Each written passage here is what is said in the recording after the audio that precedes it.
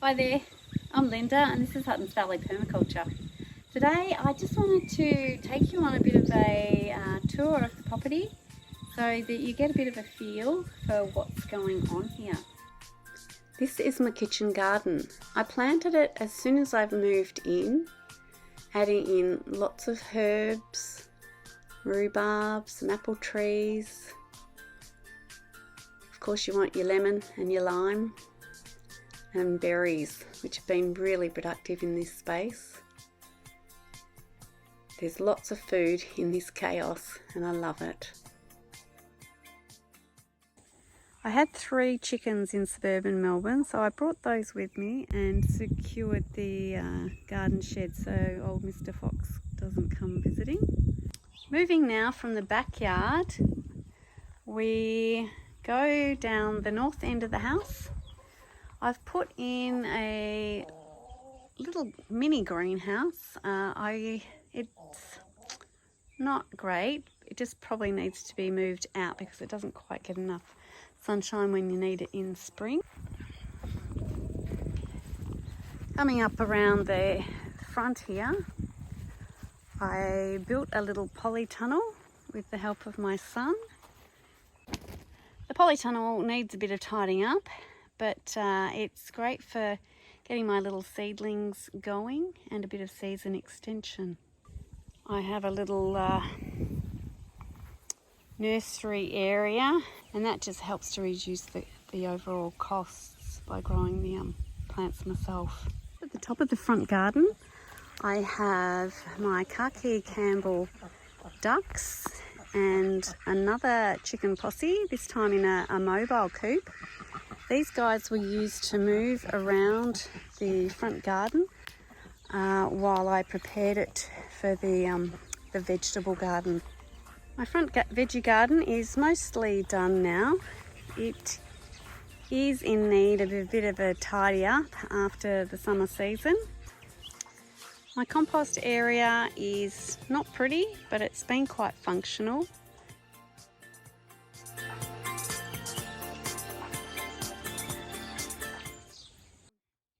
That's Ruby. She loves being a farm dog. We're heading out to the pasture area now, which I would call my zone 3. First up, we've got just a little lambing shelter that I built out of recycled materials. I've got some mushroom logs there. I have had a few shiitakes, but not many at this point. My swales and dam were dug in May 2019, and I did cover it all over with hay and planted cover crops. Unfortunately, the cover crops failed. Well, I was delighted to see 40 of the local ducks calling my dam home. I hadn't realised at the time that they were actually eating up most of the seeds, so there was barely any left to grow. So I've got my work cut out for me, but you know, you just kind of deal with it. Some of my first fruit from the forest. Still got to do a bit of a chop and a drop on this area and get the mulch down on the ground. That one there's one of my plum trees. These trees have been in for 2 years now. The little one ahead of us there is a pomegranate, which I'm not sure how it will do in this climate, but we're giving it a go. These acacias are very fast growing nitrogen fixers, and so perfect to use as a pioneer species in your food forest, producing lots and lots of mulch. Coming out of my first bit of food forest, we have the dam. Now the dam does have a bit of a leak. It should be full at this point, but in summer when the rains ease, I find it goes down about 1 metre. It's an area that I still have to improve the habitat. The roadside swale comes in from the road, feeds the water into the dam. It exits at a point just over there. The overflow then spills into another swale which goes to the other side of the property. And it flows down towards a creek that runs at the bottom of the property. That's my zone 4 wooded area where I managed to harvest quite a bit of firewood. I've got a few apple trees planted along here. This is a Tagasasti tree, which is one of the pioneer species that I'm using. It does flower nicely and the bees love it, and it's very fast growing. Once again, my cover crop had failed, so there's lots of work to be done. I've got to actually plant this swale out a lot more with all the support species. This is a walnut tree, and there's a second walnut tree down there. I've planted some macadamia trees, but they're very slow taking off. One's died, but there's 2 left, so I'm still hopeful for those.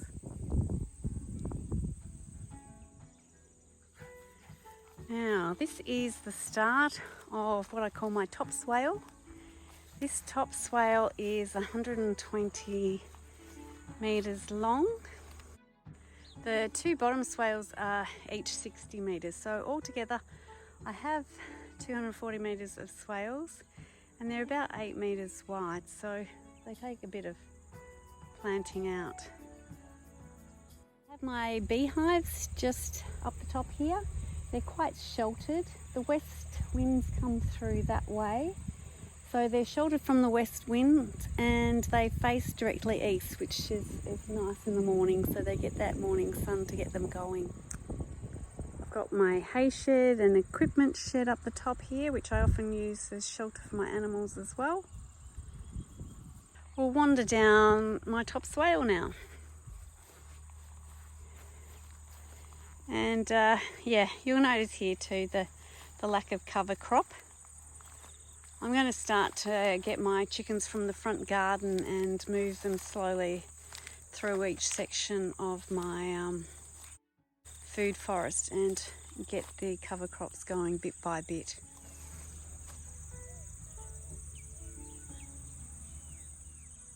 You can see here I've started to do the chop and drop with some acacia trees. Along this section of swale I have various trees.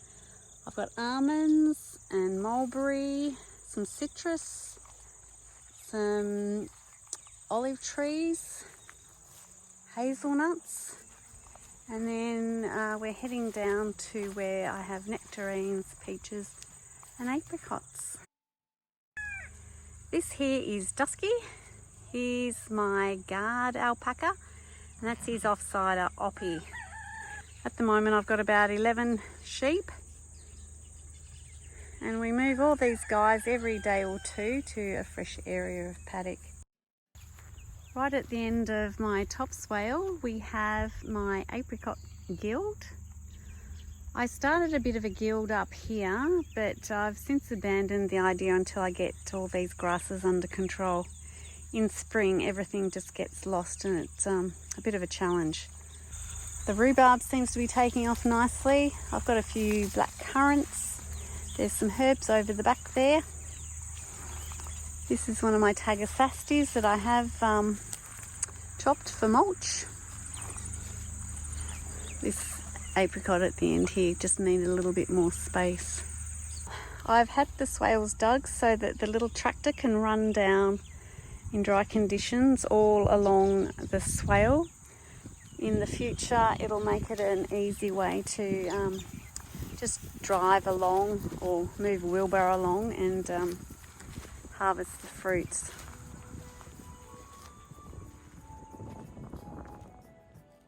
Just to give you an idea of where we're at, that's the top of the property up there, and just swinging around we've got the house. And just beyond these trees here is the front vegetable garden. And that leads us back to the house.